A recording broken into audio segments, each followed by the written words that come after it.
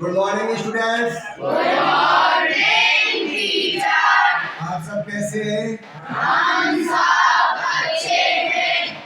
अभी जो हमारा प्रकरण चल रहा है संधि का, आपको कुछ समझ में आ रहा है या नहीं आ रहा है? Yes sir. हम कहाँ तक पहुँच गए अभी तक? संधि। गुण संधि। गुण संधि हमने पढ़ ली थी और उसके उदाहरण भी हमने देखे थे। अब नेक्स्ट कौन सी है भैया? वृद्धि संधि। वृद्धि संधि। तो प्रकरण हमारा चल रहा है संधि का। किसका? संधि। संधि का। और संधि में भी हमारी स्वर संधि चल रही है। और स्वर संधि में कौन सा चल रहा है? वृद्धि। वृद्धि संधि। कौन सी? वृद्धि। वृद्धि संधि। तो एक बात तो मैं आपको बताऊं जो हमने पहले भी समझी थी। जैसे देखो, मैंने आपको बताया था कि हमारे स्वर कितने होते हैं हिंदी में? 11 स्वर होते हैं। कितने स्वर होते हैं? 11। और वो स्वर है ए, आ, ई, ऊ, री, ए, आई, ओ और औ। ये 11 स्वर है। तो मैंने स्वर संधि में आपको बताया था, जब हमने प्रारंभ में स्वर संधि प्रारंभ की थी, शुरू में स्वर संधि प्रारंभ की थी, उस समय मैंने आपको बताया था कि प्रत्येक स्वर, ये 11 स्वर है, अपने साथ साथ में एक दूसरे से यानी 11 से मतलब बाकी शेष 10 से संपर्क करेगा, मेल करेगा, संधि करेगा। तो वह कौन सी संधि होती है? स्वर संधि। तो हमने देखा कि ए और आ आपस में मेल कर लिए, ये आपस में कर लिए, ये आपस में कर लिए, ठीक है। और ए आ वो कौन सी हुई? जब आपस में ये मिले, आपस में ये मिले तो वो संधि कौन सी हुई? दीर्घ संधि। कौन सी हुई? दीर्घ संधि, जिसको हमने पढ़ा, ठीक है साहब। उसके बाद ए और आ इससे मिले, ठीक है। ए और आ इससे मिले और ए और आ ने इससे भी संधि की, रिसीव, मतलब ए और आ, ई और ई से मिले, अर्थात ए आ की संधि किससे हुई? ई और ई से। तो यहाँ इसका क्या बना? ए बना। क्या बना? ए। और ए और आ की संधि फिर ऊ और ऊ से हुई, तो इसका क्या बना? ओ बना। क्या बना? ओ बना। और री से हुई तो क्या बना? आर बना। और इस संधि का हमने नाम दिया था गुण संधि। क्या दिया था? गुण संधि। गुण संधि। अब ध्यान दीजिए भैया, इधर ध्यान दीजिए कि ए और आ आपस में तो दीर्घ संधि में मिल लिए, उसके बाद ई और ई से भी मिल लिए, ऊ और ऊ से भी मिल लिए, री और री से भी मिल लिए ना। यहाँ तक इन्होंने री तक संधि आपस में कर ली। बाकी मैंने आपको बताया था कि प्रत्येक स्वर अपने साथ साथ में बाकी शेष 10 स्वरों से क्या करेगा? योग करेगा, संधि करेगा। तो अब ये ए और आ यहाँ तक संधि कर चुके हैं अपने साथ को लेकर के, और री तक ये संधि कर चुके हैं। शेष कौन कौन से बचे? ए, आई, ओ और औ। 4 स्वर और बचे साहब। तो अब देखो, यहाँ तक हमारी संधि दीर्घ बनी और गुण बनी।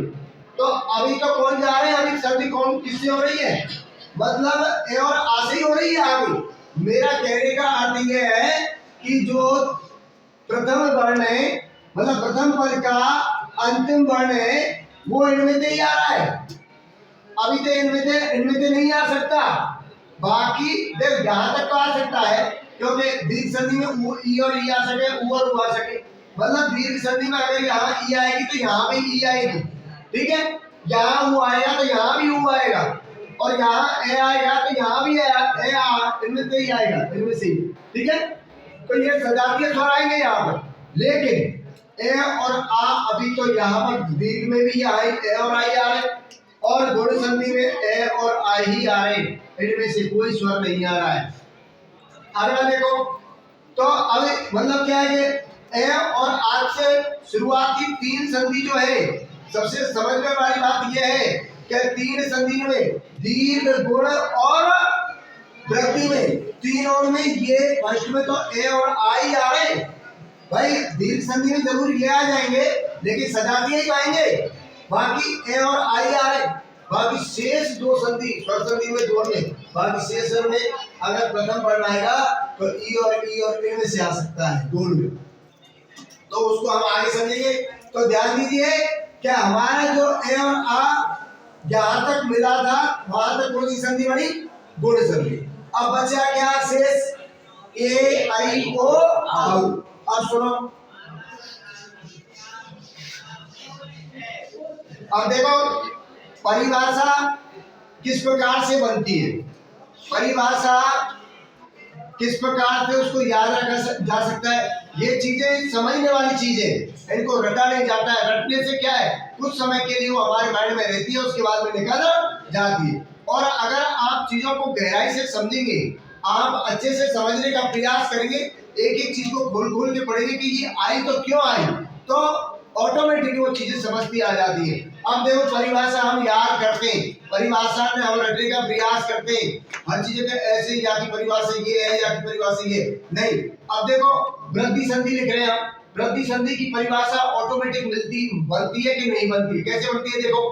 अब आप इस बात का तो आपको पता है कि ए और आ यहां तक संपर्क कर चुके हैं अभी तक, तो ए और आ और किससे मिले भैया? ए और आई से संधि की। ए और आ ने किससे संधि की? ए और आई से।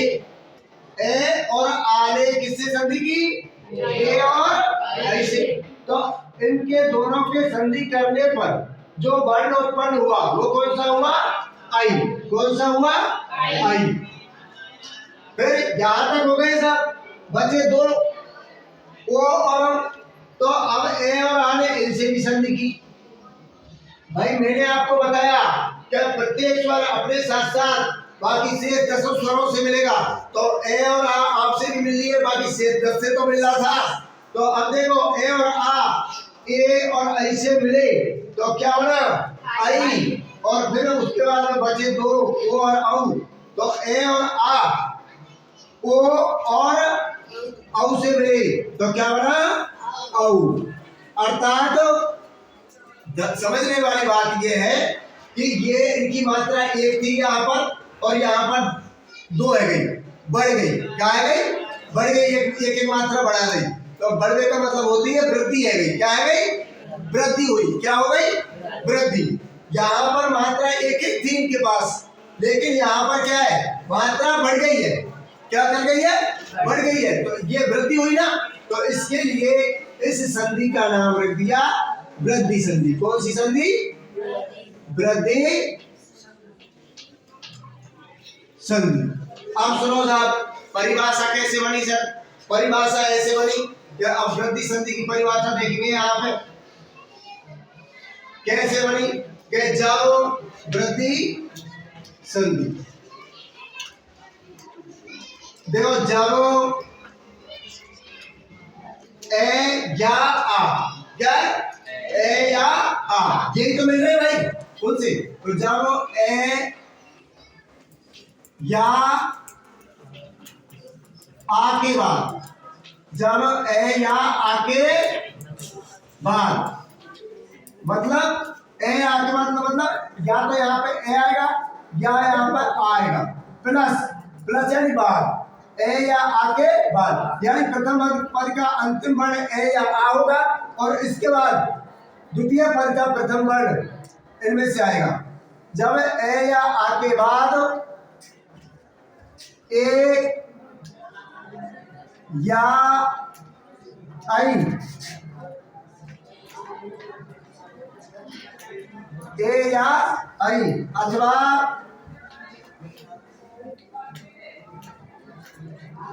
ओ या औ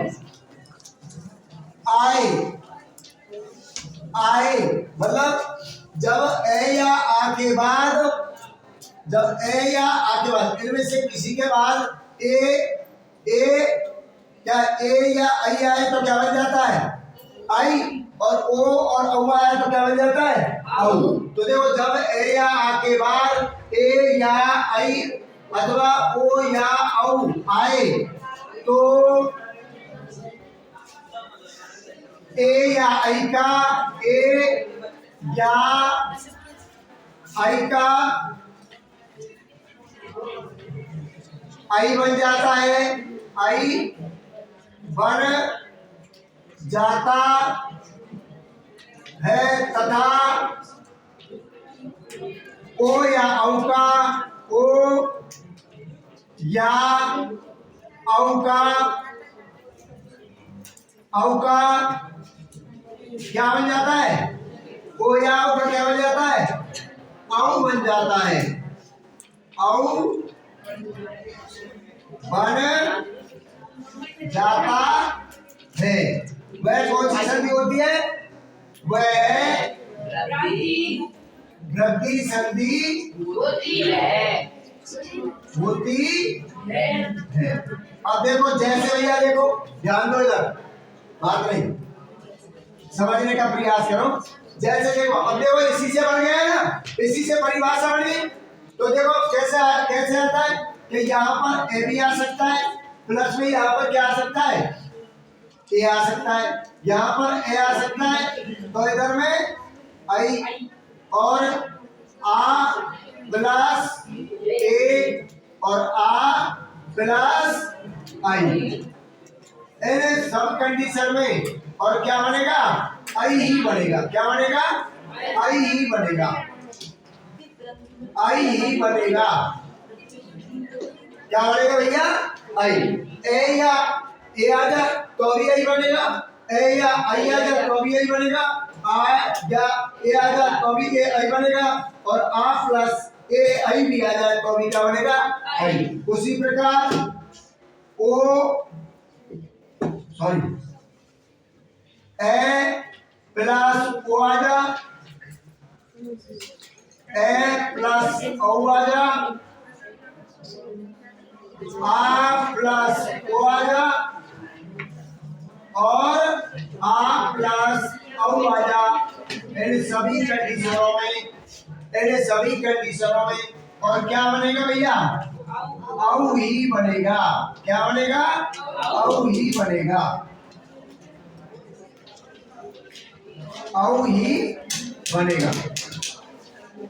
अब अगर इसको ऐसे लिखे शॉर्ट में, अगर इसको ऐसे शॉर्ट में लिखे कि ए या आ के बाद में ए या आई आ जाए तो क्या बनता है? आई बनता है। ठीक है, उसी प्रकार ए या आ के बाद ओ या औ आता है तो अभी क्या बनता है? औ बनता है। इस प्रकार से ये सब योग करते हैं, संधि होती है। क्या होती है? संधि। तो कौन सी संधि कहलाती है? वृद्धि संधि। यानी कि अपनी मात्रा में यानी वृद्धि हो जाती है, और वृद्धि होने के कारण इस संधि का नाम क्या रखा गया? वृद्धि संधि रखा गया। अब इसको यहाँ तक आप उतारो, लिखिए आप, और उसके बाद में मैं आपको उदाहरण लिखाऊंगा।